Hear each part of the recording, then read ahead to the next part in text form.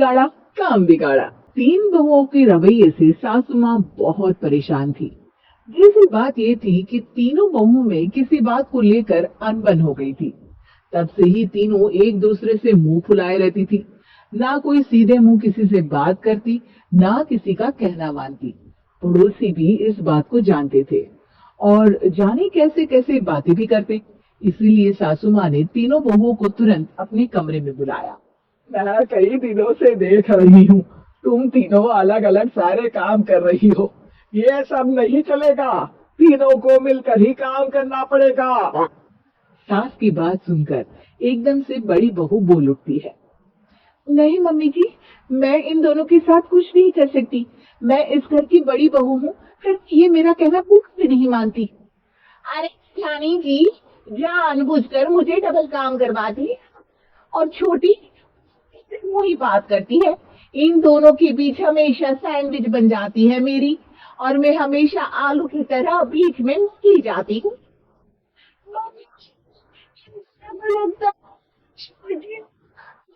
लगता जाऊंगी, लेकिन मेरा भी उतना ही अधिकार है जितना इन दोनों का है। भैया इस दोनों मेरी चुगली करने के लिए मुझे क्या काम समझ रखा है। तीनों बहू एक दूसरे से बहस करने लगती है और सास दोबारा ये देखकर टेंशन में आ जाती है और सबसे कहती है, चुप हो जाओ, अब से तुम तीनों सारे काम एक साथ करोगी, आंख बंद करके एक दूसरे की बात सुनोगी। तुम तीनों इस बात को गांठ बांध लो, वरना अगली छुट्टियों में तुम्हारा अपना मायके जाना कैंसिल है। सास की बातें सुनकर डर के मारे तीनों हामी भर देती है। जी मम्मी जी, मैं समझ गई। हाँ मम्मी जी, जैसा आप कहें, आप जो कहेंगे मैं वही करूंगी। तीनों बहू सास की बात को गांठ बांध लेती है और वादा करती है कि अब से सारे काम वो तीनों एक साथ मिलकर ही करेंगी। ये सब देखकर सास खुश हो जाती है और वहां से चली जाती है। नीचे जाकर वो देखती है कि घर में शर्मा जी आए हुए होते हैं। सास जोर से आवाज लगाकर कहती है, अरे बहू, जरा चाय बना के तो लाना, शर्मा जी आ रही है।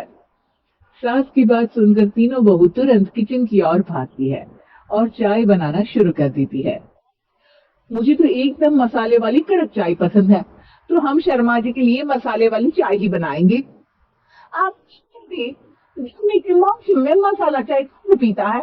मैं तो शर्मा जी के लिए इलायची वाली चाय ही बनाऊं। बात कर रही हैं आप दोनों। मेरी मम्मी ने सुझाया मेहमान को ज्यादा दूध और शक्कर वाली चाय देनी चाहिए, वरना वो घर वालों को कंजूस समझते हैं।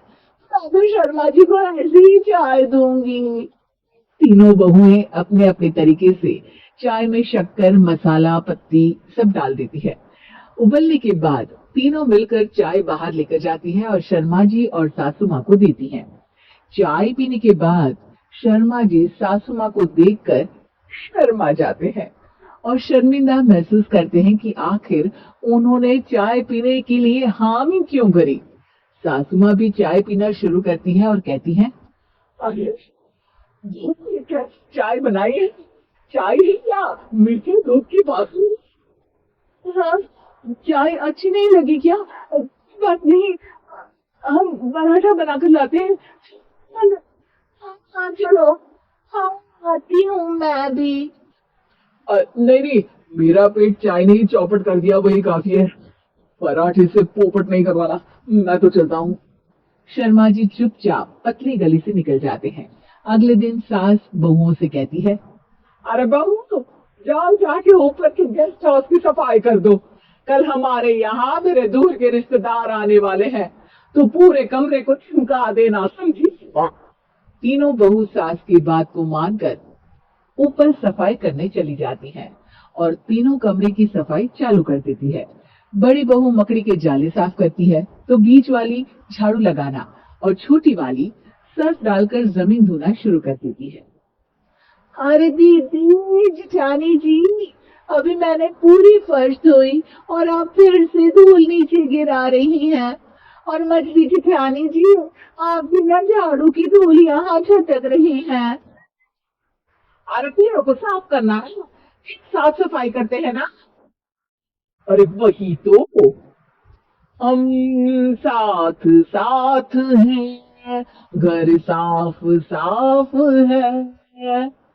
तीनों बहू ऐसे ही काम में उलझ जाती है और 2 घंटे तक एक ही कमरे की सफाई करती रहती है। बहुत देर से अपनी बहुओं को ना देखने के कारण सास ऊपर कमरे में उन्हें देखने जाती है, लेकिन कमरे में घुसते ही वो गीली फर्श पर फिसलने के कारण नीचे गिर जाती है। ओरी मोरी मैया, मरोड़ के रख दी, मेरी तो कमर ही टूट गई रही। तीनों बहुएं सास को उठाती हैं और बिस्तर पर सुला देती है। अरे मेरे हाथ पैर दर्द कर रहे हैं, दबा दो, आराम मिलेगा। हाँ जी माँ जी। अरे जी जी माँ जी माँ जी। और तीनों बहुएं एक साथ सास के हाथ को दबाना शुरू कर देती है। माँ की तो चीख ही निकल जाती है और नतीजा ये होता है कि सास के बचे हुए शरीर में भी दर्द उठ जाता है। हाय राम, ये क्या कर दिया तुम तीनों ने। अरे मेरी तो किस्मत ही फूटी है कि तुम जैसी बहुएं मुझे मिली। हे भगवान, पूरे शरीर में दर्द बढ़ गया है, अब तो पता नहीं कि चल भी पाऊंगी या नहीं। माफ करो, मुझे गलती हो गई मुझसे कि तुम तीनों को एक साथ काम करने के लिए बोला। सोचा था तीनों मिलके अच्छे से काम करेगी, लेकिन बड़े बुजुर्ग सही कहते थे कि 3 तिगाड़ा काम बिगाड़ा। तुम लोगों ने ये बात ना आज साबित करके दिखा दी। तुम तीनों को तो समझाना यानी मानो भैंस के आगे बीन बजाना है। तुम्हें अकेले अकेले काम करना है ना, तो अब से तुम अकेले ही अपना अपना काम करो।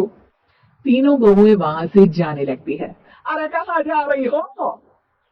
आप ही ने तो कहा कि अपना अपना काम करो, तो मुझे मुल्तानी मिट्टी खानी है। अरे मुझे पॉलिश लगानी है, मुझे ना मेहंदी लगानी है। सास अपना सर पीट लेती है और कहती है, अरे मुझे भी लगाना है कुछ।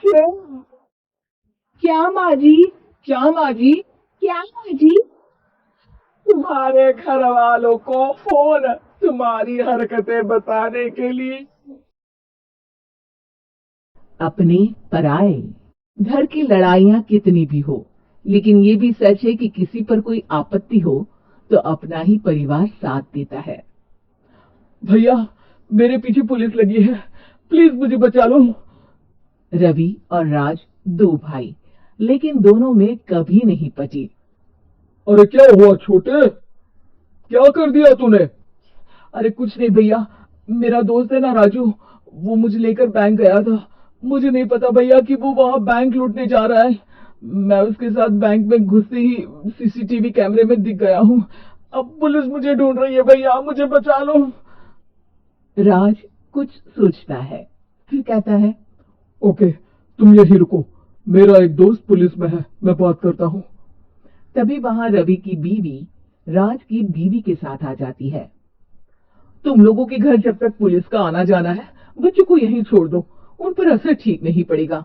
तभी वहां पुलिस आ जाती है। चलो चलो, कौन है रवि, थाने चलो। मैंने कुछ नहीं किया, मुझे कुछ नहीं पता। अरे वो तो पुलिस स्टेशन चलकर ही पता चलेगा कि कुछ पता है कि नहीं, चलो। कहानी का फ्लैशबैक। भैया, मुझे मेरे मकान में हक चाहिए ही चाहिए। अरे लेकिन छोटे, अभी मेरे बच्चों पर काफी खर्चा है, तेरी भाभी की भी तबीयत ठीक नहीं रहती, बजट बिल्कुल नहीं है कि मैं अलग होकर रहूं। देख लो भैया, 1 महीना है तुम्हारे पास, जल्दी से घर खाली कर दो। अरे कैसी बात कर रहे हैं भैया, मेरे शरीर में अभी इतनी हिम्मत भी नहीं कि घर को खाली करें। तो क्यों अपना पोषण बेचा भाभी? अरे तुम तो जानती हो, पिताजी की बीमारी के कारण उन्हें हमारी जरूरत थी, कैसे आते पैसे। ससुर जी तो बूढ़े थे भाभी, उनकी बीमारी में भी पैसे लगाना कौन सा अकल का काम था? तो क्या पिताजी को मैं मरने के लिए छोड़ देता? अरे रवि, तू तो समझ, पापा को हमारी जरूरत थी, उन्होंने हमारे लिए हर वो काम किया जिससे हमें खुशी मिले। बैक टू रवि, जो जेल में बैठा है। ये मैंने क्या कर दिया था, मैं ना पिता का हुआ ना ही भैया का। मेरे साथ जो हो रहा है ठीक ही हो रहा है। तभी वहां पुलिस वाला आता है। रवि, तुमसे कोई मिलने आया है। भाभी, आप यहाँ क्यों आई? पुलिस स्टेशन है ये भाभी। भैया, आपकी जगह मेरा भाई होता तो क्या मैं नहीं आती?